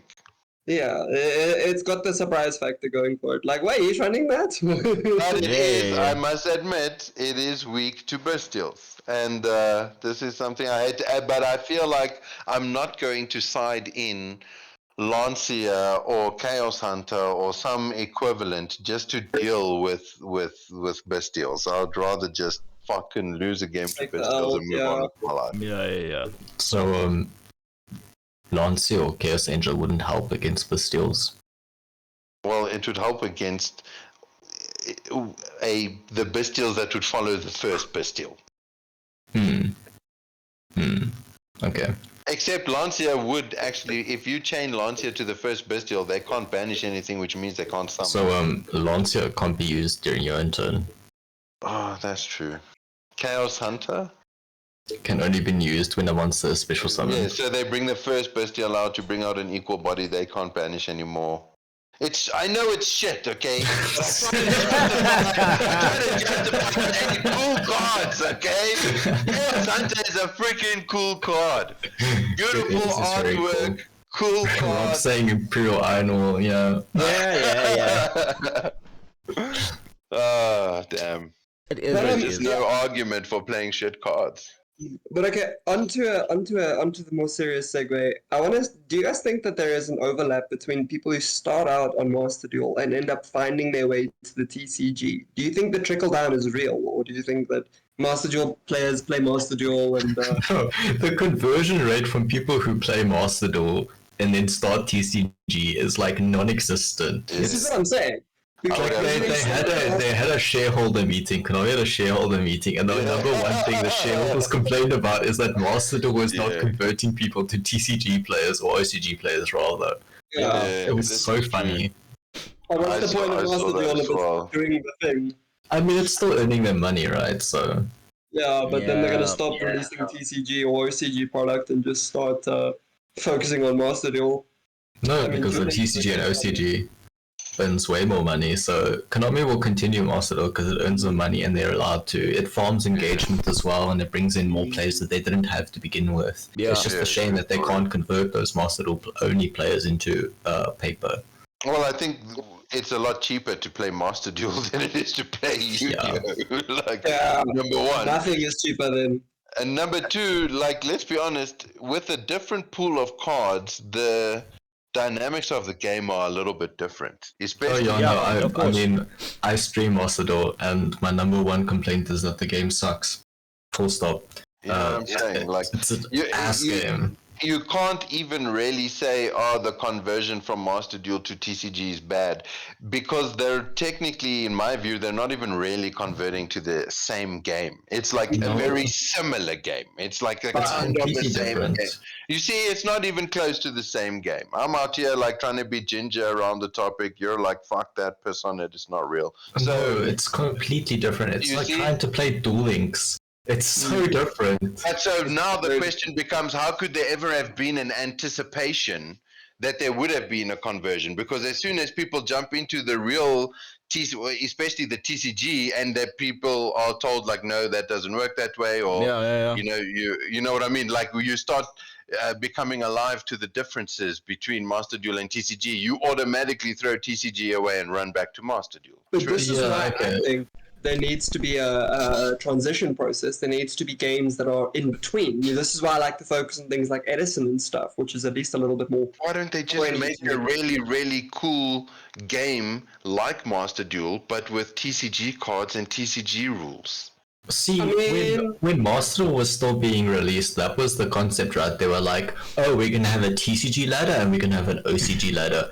That's what they said. Yeah. That's literally what they said. That they just never did that.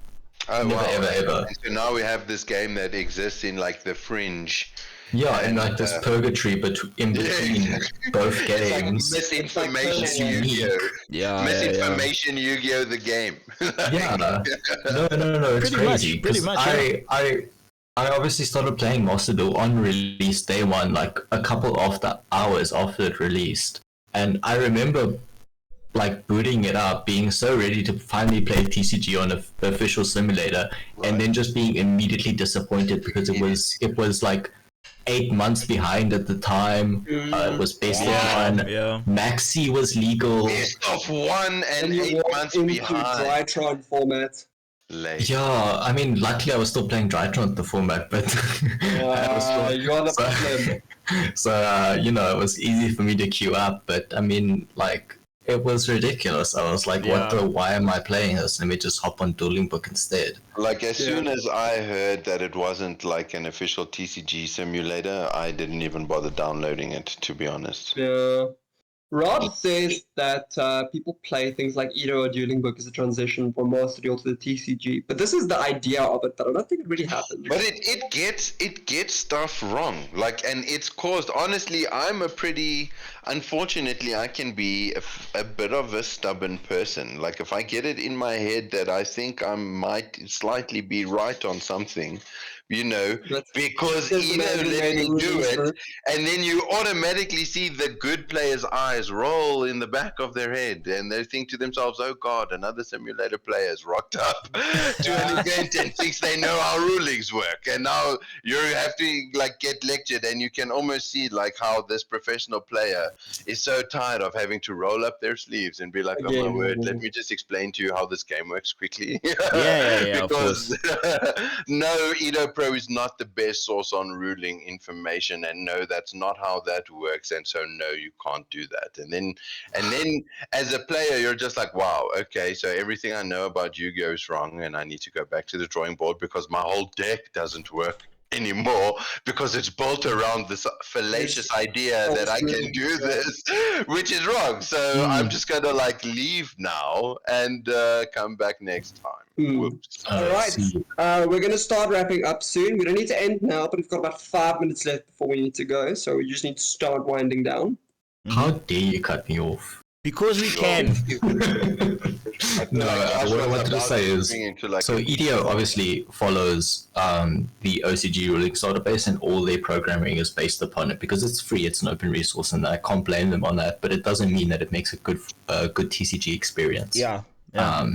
So even EDO only players don't have a good conversion rate into the TCG. The only simulator that has a good conversion rate from people starting playing on that simulator and then start playing TCG is Dueling Book. But how few of those are there? But there's very few of those. But let's be honest, like if you're willing to invest the time and admin it takes to play a duel on Dueling Book, like I'd rather just remote duel. Play with the damn cards, yeah. No, Yeah, like put the cards in my hand, let's go, fam. Dueling Book is so like what? This is like how to have a real duel virtually. Like let's just do the real duel. Yeah, no, there are some people like Nesh, for example, started on Dueling Book, and then only played Dueling Book, never played paper, and then years and years afterwards he went to, I think it was a Dutch Nationals, and he topped. Easy peasy. And and now he only plays TCG. He doesn't play. He does play Dueling Book, obviously, but now he does TCG content. And he goes to most events now as well. So that's a really big example of Dueling Book players, but Dueling Book only players converting to TCG really well, which no other simulator really does. But Dueling Book sucks ass. It's a trash website. Yeah, and the one that's based off of Dueling Network was just as trash. Yeah, the only reason we use it is because it's a manual simulator, so you get skill expression with rulings, knowledge, and stuff like that. And it's also the only place good players play. So if you want to play against good players without having to set anything up and just queue into a lobby, you get into high-rated Dueling Book and you're playing against people with 1 YCSs. I mean, Jesse still streams his dueling testing, so let's be honest though, like in mitigation or in fairness to the people who have to code these like simulators, it must be bitch hard to try and code like Yu-Gi-Oh! Ruling interaction into a simulator. Like, if this, how do I explain this to a computer? Like, this is how this ruling works, computer. Right, do coding, you understand me? Okay, so like, so coding something like that. Obviously, I think if I can make an educated guess, they probably use React and Node, maybe, to do something like that, because obviously Node. I know what that means. Yeah, Node can do computational data with. So from what I understand, because I've looked at EDO source code, from what I understand how it works is they have set interactions, and then they fucking take those interactions and they jam them together, like they fucking mush them together, and it makes an effect. So if you want to make a custom card on Dueling Book, all that you have to do is take certain ifs and whens and colons and stuff like that, and then you add it together on a card, and now the card just works as intended. No extra code has been written. It's no original code. It's just already pre-existing known things that you mush together and it makes a card. So all that they had to do was write out all that logic to the computer at first. Yeah. So now you just take those pieces. Pretty much. All right, guys. I think this has been really like a one. It's been great to see the two different sides of the spectrum with Simon and Josh. the old and the young. for sure. But also the determined to be casual and the exasperated at the casual. Yeah. Okay, so just a reminder to the stream and to the chat. Remember, Saturday at 6 o'clock, we are opening registrations for our Dueling Book tournament.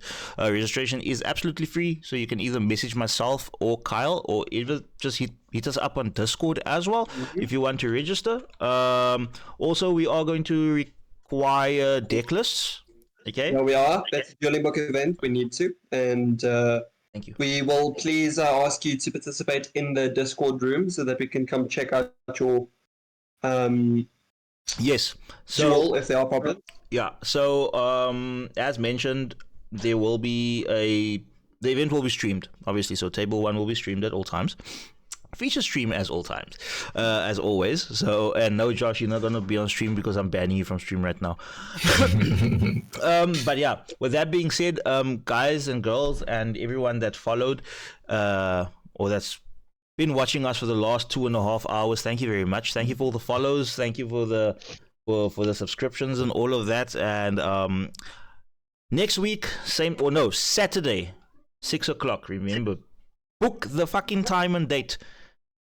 Join us again on stream that time for our Dueling Book tournament, and then also obviously next week, same time, same place for the podcast stream. I hope you guys enjoyed the content. If you haven't followed the stream just yet, make sure you click that follow button so you can stay up to date with what we are doing. If you want to help us even further, consider hitting the sub button. If you don't want to sub, there is a tips and donations option there for you as well if you want to be that guy. But other than that, I hope you guys enjoyed the stream. I hope you guys have a great evening further. And just for shits and giggles, tell someone that you love them. Right. Hope you guys enjoy. Cheers, man. Cheers, guys. Bye. Cheers, guys. Go well. Bye-bye.